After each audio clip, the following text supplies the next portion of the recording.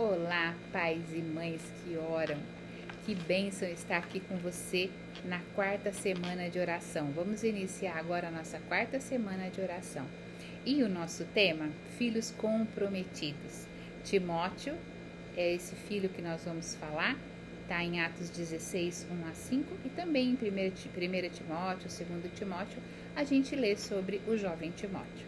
Esse texto é da Cláudia Nascimento e vamos então ler esse texto. No texto de Atos, Lucas deixa bem claro uma união disfuncional em que marido e mulher possuíam valores e princípios diferentes.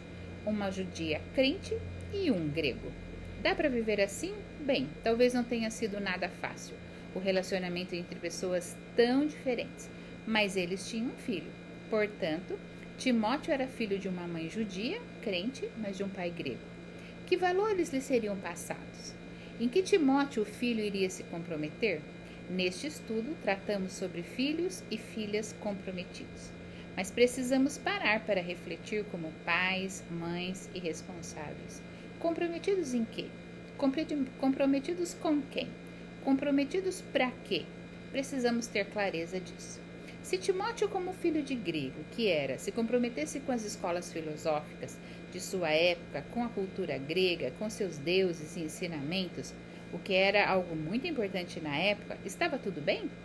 Ele seria alguém muito respeitado, culto, devido ao grau de seu comprometimento com a cultura grega.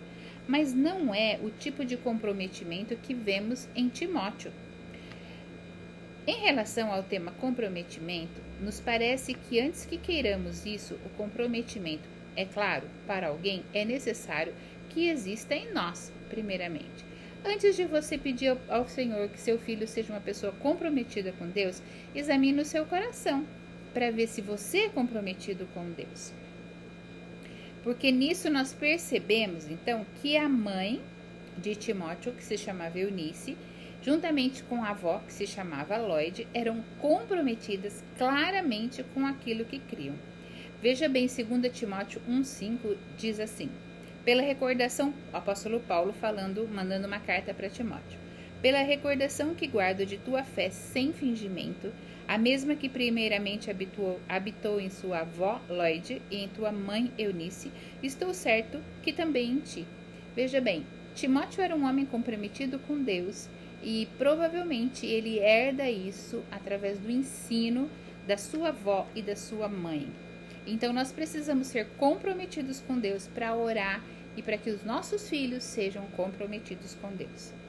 Às vezes, então, o problema está em nós. Quando não temos clareza em relação a com que nos comprometer, às vezes estamos mais comprometidos com valores transitórios do que com valores eternos. Às vezes, nós nos preocupamos muito com a educação secular dos nossos filhos, mas esquecemos a educação cristã.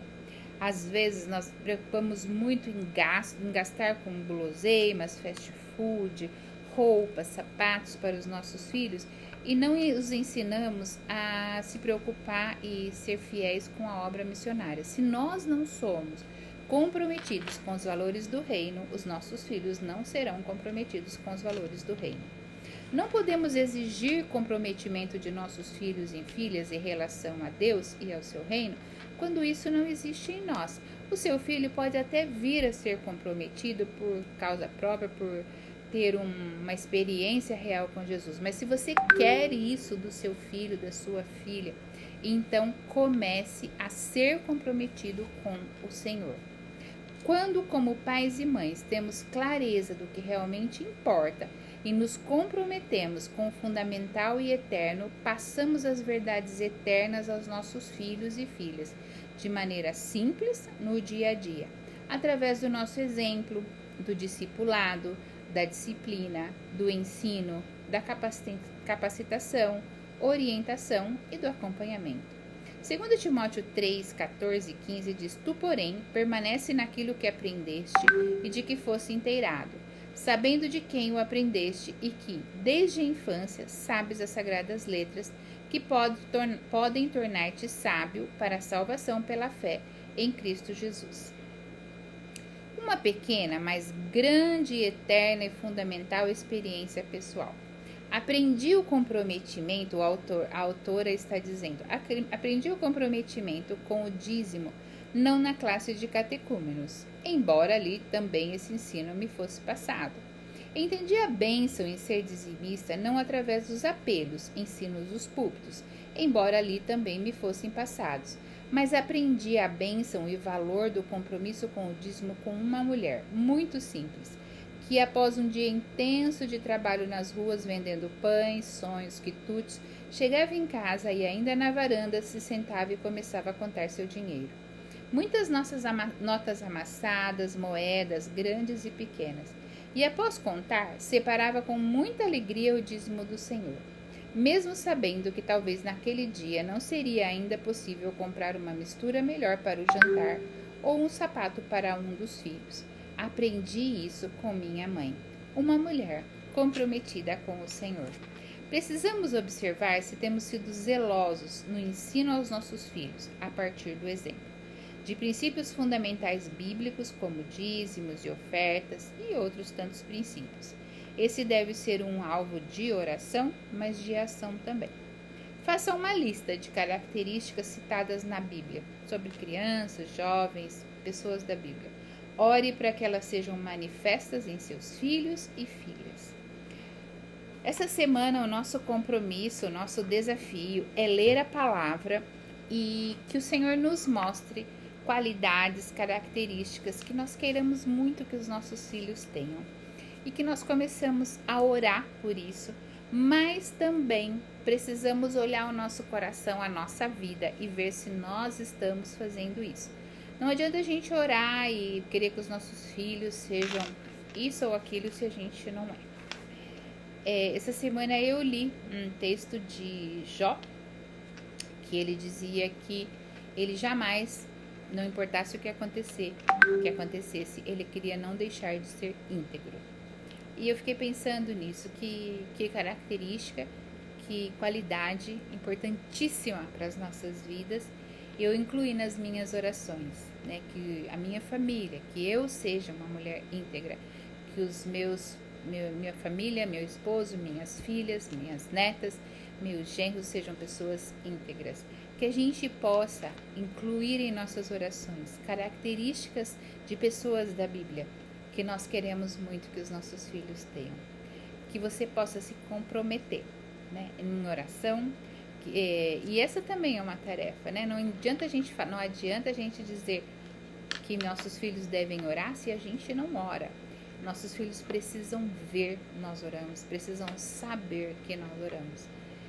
Que você possa ter esse compromisso de oração, lembrando que o nosso projeto de oração são 9 meses de oração todos os dias, na hora do almoço, pelos nossos filhos, as nossas filhas, pela nossa família. E toda semana eu dou um direcionamento sobre que área vamos orar. E esta então é a 4ª semana, e na 4ª semana estaremos orando então pelo que os nossos filhos e filhas sejam comprometidos com o Senhor. E também que nós sejamos comprometidos com o Senhor para que eles vejam em nós um exemplo de comprometimento. E que as pessoas possam olhar e dizer como Paulo disse a Timóteo: eu vejo em você a mesma fé, sem fingimento, que habitou na sua mãe Eunice e na sua avó Lloyd. Que as pessoas olhem para nós e nossos filhos e digam: essa sua fé é a mesma que a sua mãe, que a sua avó teve. Que bom isso, né? Então que a gente possa ensinar através de palavras e ação as pessoas, os nossos filhos, as nossas filhas, a nossa família serem comprometidos com o Senhor. Que o Senhor te abençoe muito, que essa semana seja uma semana de muita oração e vitórias, em nome de Jesus. Lembrando ainda que na última quarta-feira do mês nós nos reunimos no templo para orar e para testemunhar das bênçãos que o Senhor já tem feito na nossa casa, nesse tempo desse projeto de oração. Louvado seja o nome do Senhor. Deus, eu quero agradecer a Ti por esse tempo e esta semana em especial. Colocamos os nossos filhos, filhas, netos, netas, bisnetos, bisnetas. Colocamos genros, noras, colocamos esposo ou esposa. Colocamos diante de Ti, Senhor, a nossa família, para que todos sejam comprometidos contigo em todas as áreas da nossa vida. Entregamos a Ti o nosso coração, entregamos no Teu altar a nossa família, em nome de Jesus. Amém. Que o Senhor te abençoe.